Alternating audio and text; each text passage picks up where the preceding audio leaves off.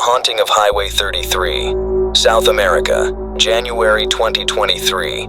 They called it Highway 33, the Devil's Stretch, a lonely ribbon of asphalt rumored to swallow travelers whole. But for Sarah Perez, it wasn't just a legend. It was about to become her worst nightmare. The city of Sao Paulo hummed with a frenetic energy during the day. But by night, a different kind of energy pulsed beneath the neon glow. A palpable unease. Sarah Perez, a firecracker of a woman with fiery red hair and emerald green eyes, felt it seep into her bones as she left her towering office building. The weight of the unfinished report and the unsettling pressure from her boss, Mr. Santos, hung heavy in the air, thick like the approaching storm. Mr. Santos, with his oily charm and predatory gaze, had made his intentions clear. Stay late or face the consequences. Sarah, though fiercely independent, couldn't shake the feeling of being watched, a feeling that intensified as she walked towards the lonely bus stop. The wind howled like a banshee, whipping fallen leaves into a frenzy. The streetlights flickered ominously, casting grotesque shadows that danced across the deserted street. Sarah shivered, pulling her coat tighter around her.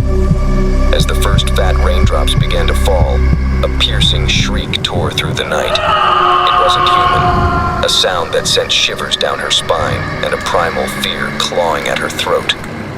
In the distance, a figure darted across the street, its form obscured by the driving rain. Sarah reached her car, a reliable little hatchback that had always seen her safely home. But tonight, it betrayed her. The engine sputtered and coughed, then died altogether. Panic surged through her, cold and clammy. Stranded, soaked, and utterly alone, she knew she had no choice but to walk.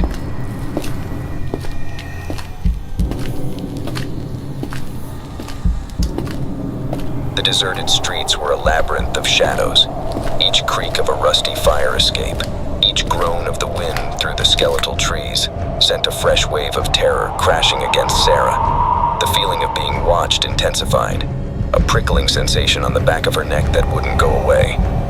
Suddenly, a twig snapped behind her. Sarah spun around, heart pounding against her ribs, but saw nothing except the relentless rain washing away any trace of a footprint. As she stumbled on, the fog rolled in, thick and white, swallowing the city whole.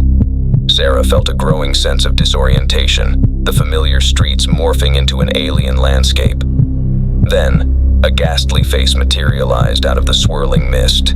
It was a woman, young and beautiful once, but now her features were twisted in a grotesque parody of a smile. Her eyes, black voids that seemed to devour light itself, held Sarah captive. A cold, raspy voice filled her head, promising a fate worse than death. Sarah screamed, a primal, desperate cry that echoed unanswered in the fog.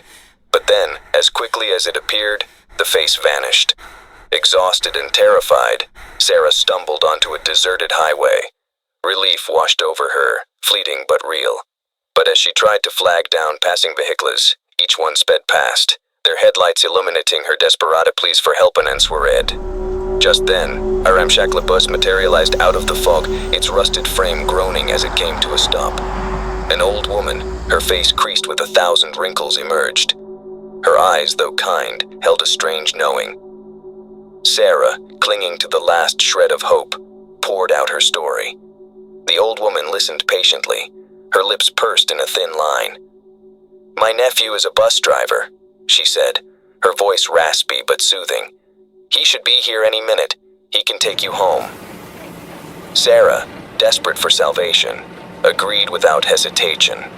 The bus lumbered to a stop, its doors hissing open. The old woman ushered Sarah inside, but the driver's seat was empty. An unsettling silence filled the bus, broken only by the rhythmic creak of the vehicle and a strange low growl emanating from the back. Sarah's blood turned to ice. She dared not look back. As the bus rumbled down the deserted highway, the growl from the back intensified. It morphed from a low, animalistic sound into something more human. A chilling laugh that echoed through the bus, sending shivers down Sarah's spine.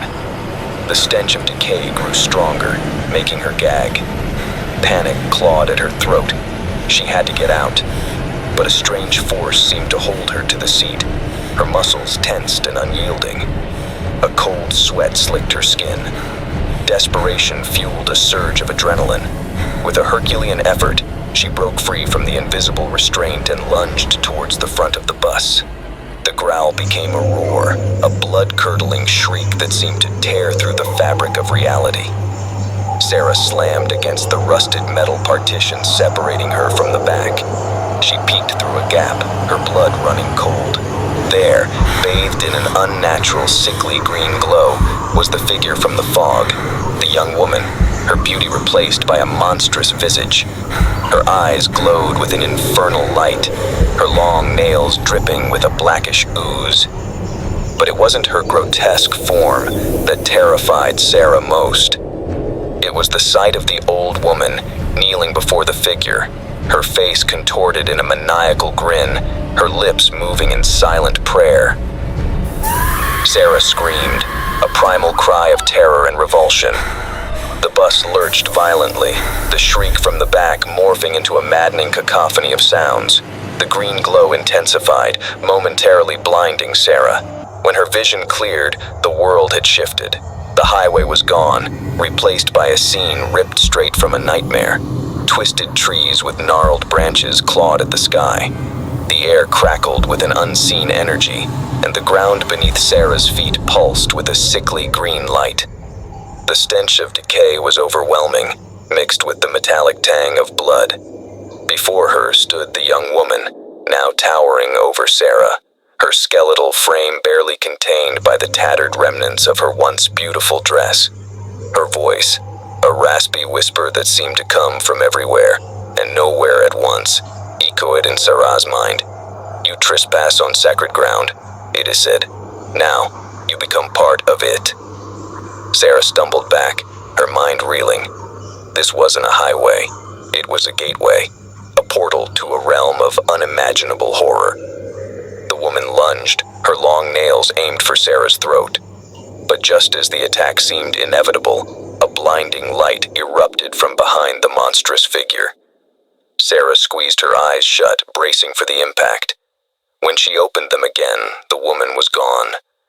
The green glow had faded, replaced by the dim light of dawn. Sarah found herself standing alone in a clearing. The twisted trees and pulsating ground vanished. The only evidence of the horrifying night was the ramshackle bus, abandoned on the side of the road, its doors hanging open like a gaping maw. Relief washed over her, so intense it threatened to drown her. But as Sarah stumbled towards the road, a cold dread settled in her stomach. The memory of the monstrous figure, the gateway, and the chilling whisper remained as vivid as the events themselves. Had she escaped? Or had something far worse happened? Days turned into weeks, then months. Sarah, a shell of her former self, recounted her terrifying experience to the police. But her story, riddled with the impossible, was met with skepticism. Even her loved ones, while worried, dismissed it as a trauma-induced hallucination. The investigation stalled. Mr. Santos, despite being the prime suspect for coercing Sarah to stay late, had a tight alibi. The only lead, Highway 33, yielded nothing. No abandoned bus, no clearing, no sign of the gateway. It was as if it had never existed. Sarah, however, couldn't shake the feeling of being watched. The chilling whisper from the nightmare echoed in her mind, a constant reminder of the horror she barely escaped. One night, unable to bear the torment any longer, she drove out to Highway 33. The road was deserted, bathed in the pale moonlight. A nervous tremor ran through Sarah as she parked her car on the shoulder. She walked towards the desolate stretch where her nightmare began, a sliver of hope battling the dread in her heart. As she reached the center of the road, a cold wind whipped around her, extinguishing the moonlight. The familiar green glow emanated from the ground, and the twisted trees materialized from the darkness. The gateway had reopened. Sarah screamed, a desperate plea for help that died in the chilling silence. The next morning, Sarah's car was found abandoned on the side of Highway 33, the driver's door hanging open. Inside, a singlet red shoe lay discarded on the floor. The search party, led by a weary detective haunted by Sarah's story, found nothing unusual in the clearing. But as they prepared to leave, the detective noticed a single footprint, unlike any human form, pressed into the soft earth. It was large, three-toed, and left a trail of what appeared to be glowing green slime that pulsed faintly.